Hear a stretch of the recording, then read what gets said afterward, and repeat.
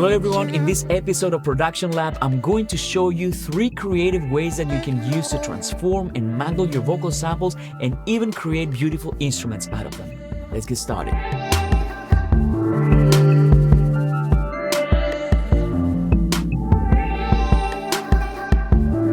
Vocal samples can be extremely useful to add a little bit of spice, a little bit of interest to your productions. And of course you can use them as they are, but there are many creative things that you can do with vocal samples, especially if you have a really good vocal sample library to work with. In this video, I'm going to be using Pro Vocal Bundle. This is a huge collection of vocal samples. It has everything from solo vocals to ad-libs to choirs. So I'm going to play you a few of the sounds so that you can hear what kind of sounds we can play with. So we have ad-libs, choir, lead vocals, and solo. So if I go to lead vocal, for example, we have R&B vocals. Wrong is right, right is wrong. We celebrate the party tonight. Oh. So pretty cool. Do it one more time. Do it one more time. Let's try the solo category. Just the one I need. Oh, baby, you could be. Ad-libs. Yeah. Woo-hoo. And in this sound set, we also have choirs, and the choirs are really interesting.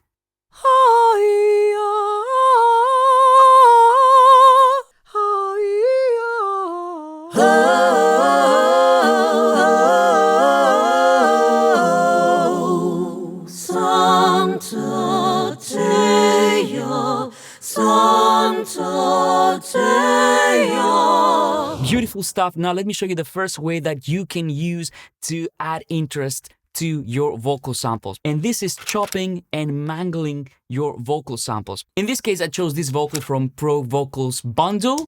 Let's take a chance, let's make a plan, let's make it all worth it. And what I like to do is I like to open my lower zone by clicking this icon here, and then I'm going to the sampling control and I'm dropping the sample in there. So now I've just created a sampler track. Let's take a chance, let's make a plan, let's make it all worth it. Which is great. Now, what I want to do is I want to chop this vocal sample. So I can go here to slice, and now I can turn on slicing and I can immediately get those different slices. Take a chance, take a chance. And immediately what I like to do is go to my amplitude and make sure I turn down my release because I want these vocal chops to be very tight. Take a chance.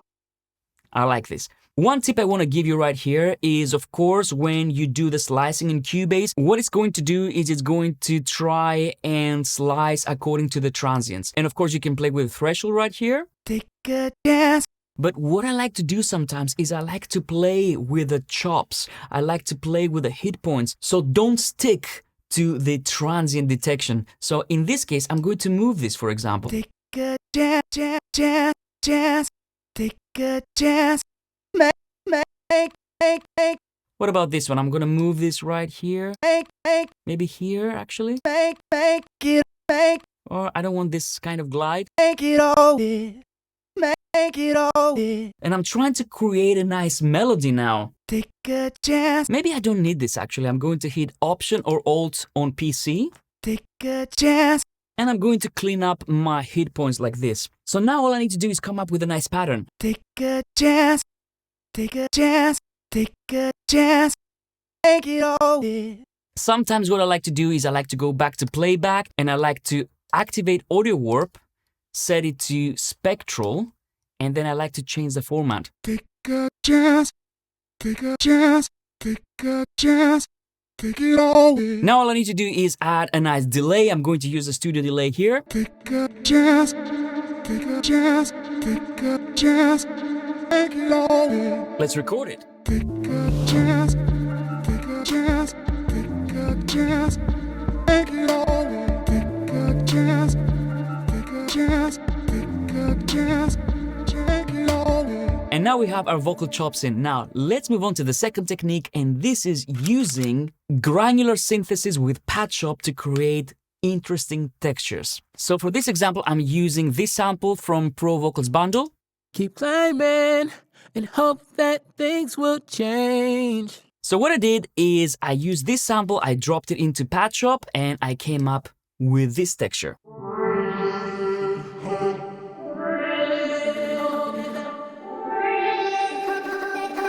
Now you can imagine that in order to come up with this kind of effect would be impossible if you didn't use something like Padshop. It really allows you to create those beautiful textures.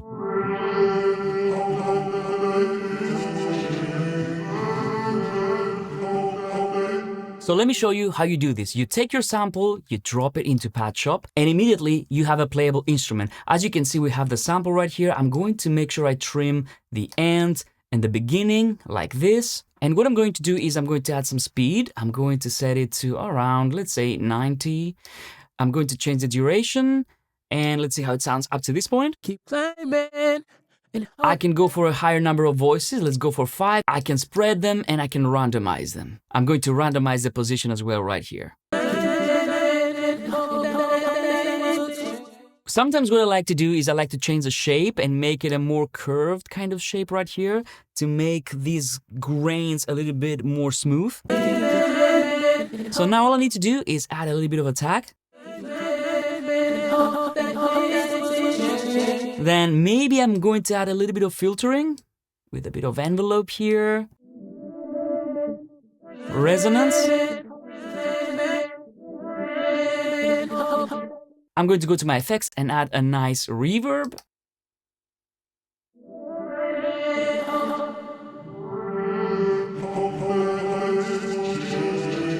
And of course, if you start playing with the parameters right here, you can achieve many different effects. I can change the speed.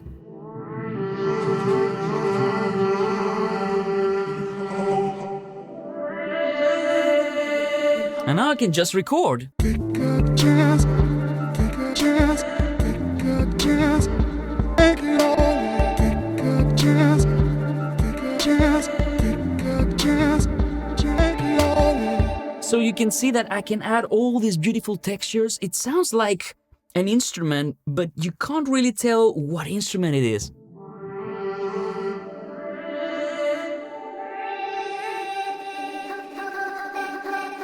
And you get this beautiful texture, this sound mosaic.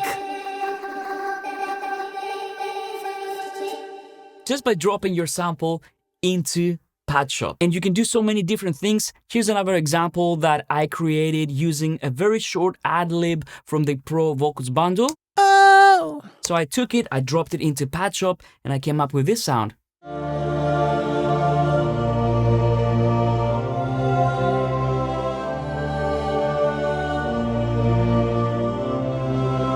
And if I want to make it almost like a poly sound, I can just drop the attack a little bit.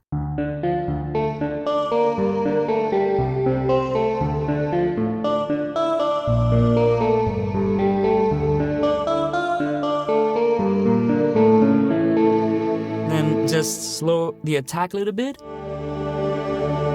And this is just from one little vocal sample. I'm going to use the same sample to show you now the third way to mangle your vocal samples and create playable instruments. And this you're going to be very happy to know that you can do with a free instrument, and this is called Extreme. Now, if you're not familiar with Extreme, it's a free instrument. You can download it right now. And if you're interested to learn more about this, you can, of course, check out the videos, the dedicated videos for Extreme that we've done in the past, so that you can find out how to use it. So again, this is a sample. Oh!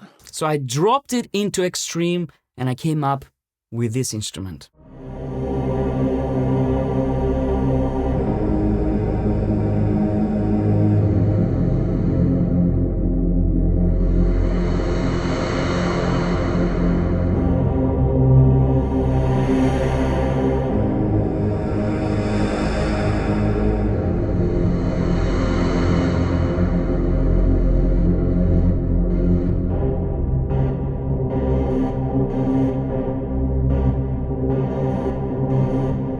let me show you how I've done this. I went and loaded an extreme instance, and one of the easiest ways to get started with your vocal samples is to go to Programs, select Layers, and then load an initial extreme layer. So this is an empty layer. All you need to do now is drag and drop your vocal sample, and immediately you have a playable instrument.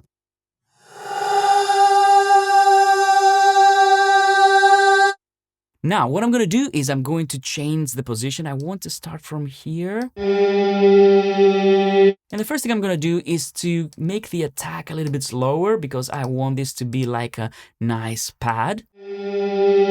Very nice. And now I can change the playback speed.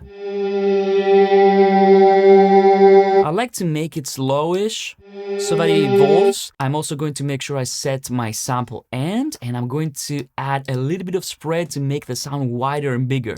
Now I'm going to add a little bit of blur. And blur gives you a little bit of a widening, bigger effect. It almost sounds very wet, like you've added reverb, but it's not a reverb. So check it out.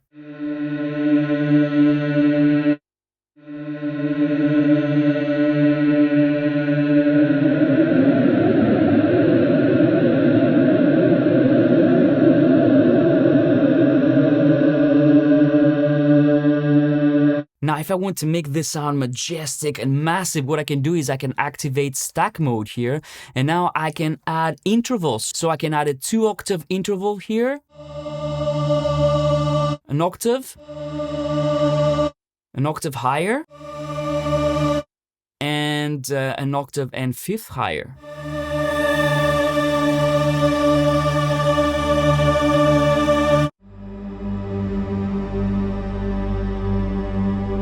If I want, I can go to pitch and add a little bit of glide here.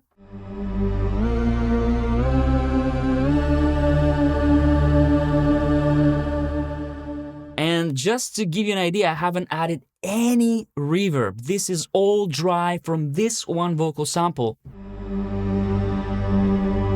Now let's go and add some reverb.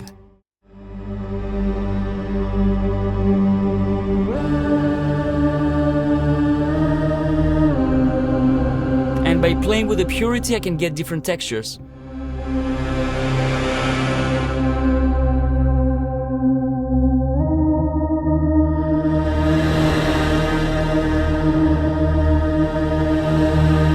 And then if I want to create a rhythmic effect, all I need to do is go to the matrix here, select an LFO, LFO1, and assign it to the purity parameter. Add a little bit of depth here, negative, because I want this purity to go anti-clockwise. And let's check it out.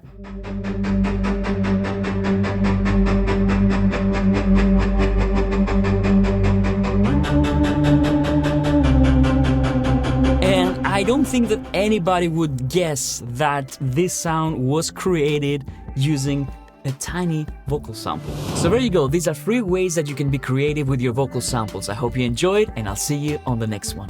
Bye-bye. Chance.